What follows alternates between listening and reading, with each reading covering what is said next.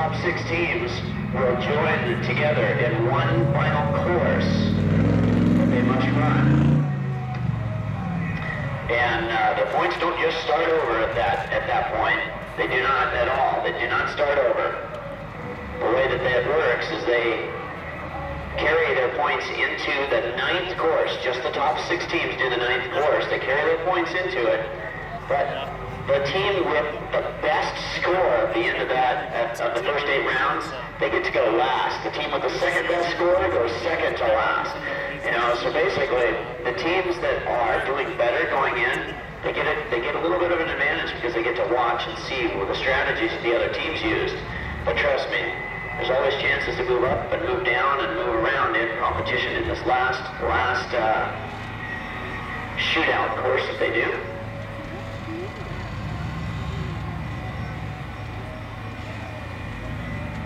And as you can imagine, a lot of these machines are very, very specialized machines. In particular, orange and black rig running right now. Todd McCullen, the driver out from Apache Junction, Arizona, Team Desert Path. That machine, 100% hand built. Started out as a pile of metal plate and tubing. They started bending and building and designing. It's quite an incredible accomplishment. They built that machine for an event called King of the Hammers, which we are qualifying for this year. 5 of the teams, the top 5 teams from this particular event will go on and have an automatic qualification to King of the Hammers, which is a good thing, because King of the Hammers, the ultimate desert race, the most talked about event of off-road in the country. And it combines rock crawling and desert racing all into one particular competition. It's a pretty amazing event. You can check it out online at kingofthehammers.com. And if you want to get to know a little bit more about it too, you can also go on YouTube and just type in King of the Hammers. You'll be shocked at some of the cool videos that are there. So that's one of the things that these teams are getting, depending on their performance this weekend.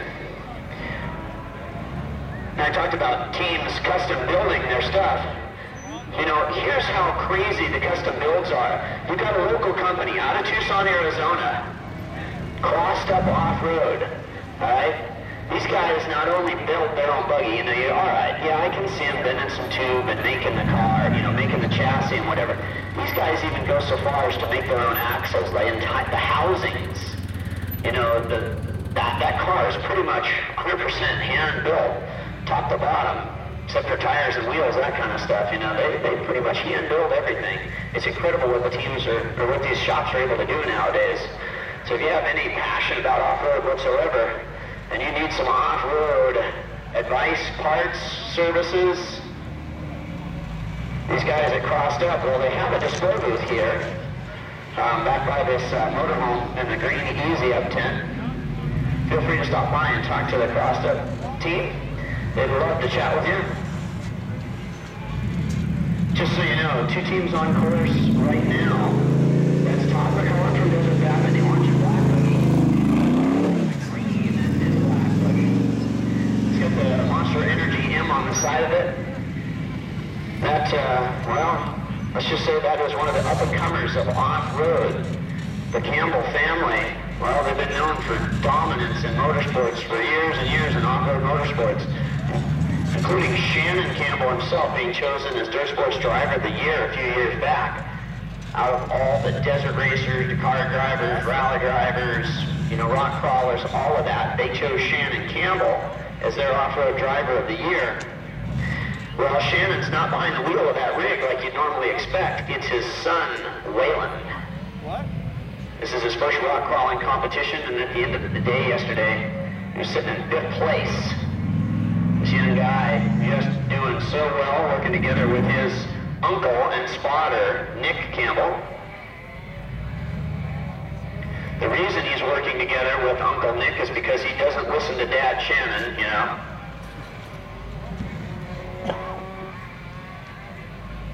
Actually, I have no idea. Shannon tells me he's a pretty good kid.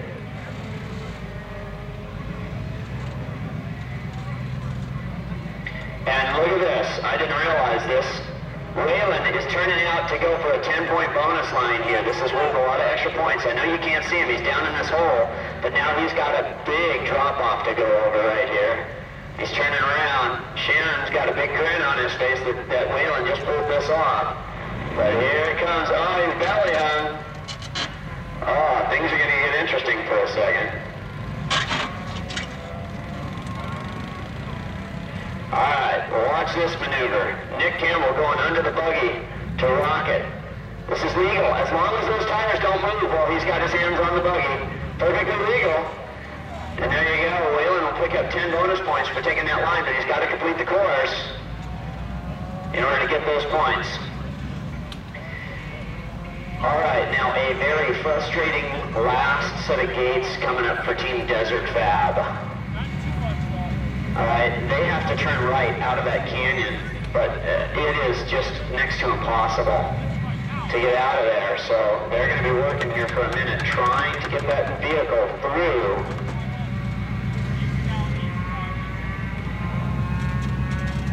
That is going to be the hardest course of the weekend off to the right-hand side. Even though it's not exciting, not spectacular, that is going to be the hardest course of the weekend because of the nasty breakovers. It's just ridiculous.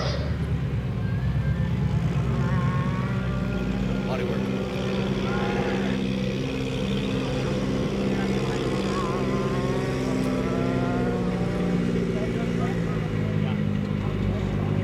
Off to your right, you'll notice a red and black buggy rolling into the main course area. That is, well, let's just say one of the favorites of rock crawling, Nicole Johnson. She just finished her second full season of competition, driving Scarlet Beaver, that gorgeous pro-modified buggy.